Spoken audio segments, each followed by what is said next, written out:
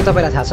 यदि तपाईको शरीरमा आयोडिन कमी हुँदै जाने हो भने तपाईलाई के हुन सक्छ थाइरोइड डिसअर्डर स्किन प्रब्लम्स नवजात शिशुमा समस्या शारीरिक अशक्तता जस्ता समस्याहरू हुन सक्छ र हामी जानेर या नजानेर यही अवस्थातिर अघि बढ्दैछौँ र यसको कारण हो हामी सबैको भान्सामा पाइने चिज iodine but how let me explain early 1900 तिर अमेरिकाको इस्टर्न र मिडवेस्ट साइडमा गोइटरको समस्या अत्याधिक बढ्दै गयो गोइटर अर्थात् गलगाँड र यसको कारण थियो आयोडिन डिफिसियन्सी अर्थात् शरीरमा आयोडिनको कमी हुनु र यी क्षेत्रहरूमा यो समस्या यसरी बढ्यो कि यस क्षेत्रलाई गोइटर बेल्ट भन्न थालियो अर्थात् गलगाँड प्रभावित क्षेत्र र पछि डाक्टर डेभिन मेरिनले यसको समाधानका लागि नुनमा आयोडिन युज गर्न सकिने कुरा बताए नुनलाई हर कोहीले आफ्नो खानामा प्रयोग गर्ने र यसलाई डिस्ट्रिब्युट गर्न पनि सजिलो हुने कारणले आयोडिन नुनमा प्रयोग गर्न सकिने उनले बताए र पछि युएस गभर्नमेन्टले यही गर्यो र यसले ड्रास्टिकली गोइटर प्रब्लमलाई सल्भ गर्न थाल्यो र केही समयपछि अमेरिकामा यो समस्या समाधान भयो र 2025 सालतिर नेपालमा पनि शारीरिक अशक्तता गलगाँड जस्ता समस्याहरू देखिन थाले र 2026 सालतिर नेपाल सरकारले आयोडिनको कमीलाई पहिचान गर्यो र इन्डियाबाट इम्पोर्ट गरेर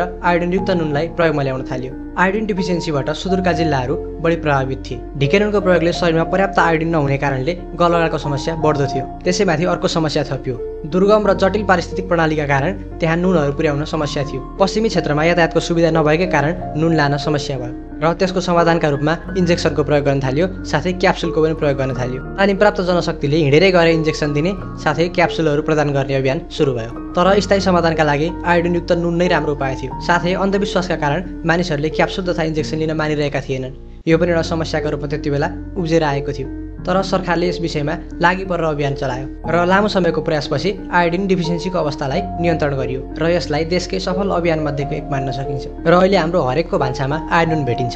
र यसले आयोडिन डिफिसियन्सीलाई पनि प्रिभेन्ट गरिरहेको छ तर केही समय अघिदेखि नेपालमा एक्सेसिभ आयोडिन प्रयोग भइरहेको कुरा खुल्दै आएको छ वर्ल्ड हेल्थ अर्गनाइजेसन WHO का अनुसार उत्पादनमा 40 ppm र उपभोक्तासम्म पुग्दा 15 ppm लाई उचित आयोडिन मानिन्छ नेपाल सरकारले गलगाँडको समस्यालाई समाधान गर्नका लागि उत्पादनमा 50 ppm र उपभोक्तासम्म पुग्दा 30 ppm आयोडिन हुनुपर्ने प्रावधान गरेको छ तर नेपालको सन्दर्भमा यो तोकिएको भन्दा धेरै उच्च पाइएको छ कुनै कुनै ठाउँमा उपभोक्तासम्म पुग्दा पनि 50 ppm आयोडिन रहेको भेटिएको छ नेपालमा उत्पादनमै हुनुपर्ने आयोडिनको मात्रा भान्सासम्म पुगेको विभिन्न खोजहरूले देखाएका छन् यो अत्याधिक हानिकारक हुन जान्छ थाइरोइडको समस्या छाला सम्बन्धी समस्या गलगाँड हुने शारीरिक अशक्तता हुने र नवजात शिशुहरूलाई समेत समस्या हुने देखिन्छ र यस विषयमा जानकार हुनु र सजग हुनु जरुरी छ ढिलै भए पनि नेपाल सरकारले 26 वर्षपछि 2055 सालमा बनेको ऐन आयोडाइज्ड साल्ट एक्ट 2025 यही साउनदेखि लागू गर्ने भएको छ तर यस ऐनमा पनि आयोडिनको मात्रा कति हुनुपर्ने भनेर निश्चित रूपमा तोकिएको छैन यस सम्बन्धमा सही कानुन निर्माण गर्नु सरकारको कर्तव्य हो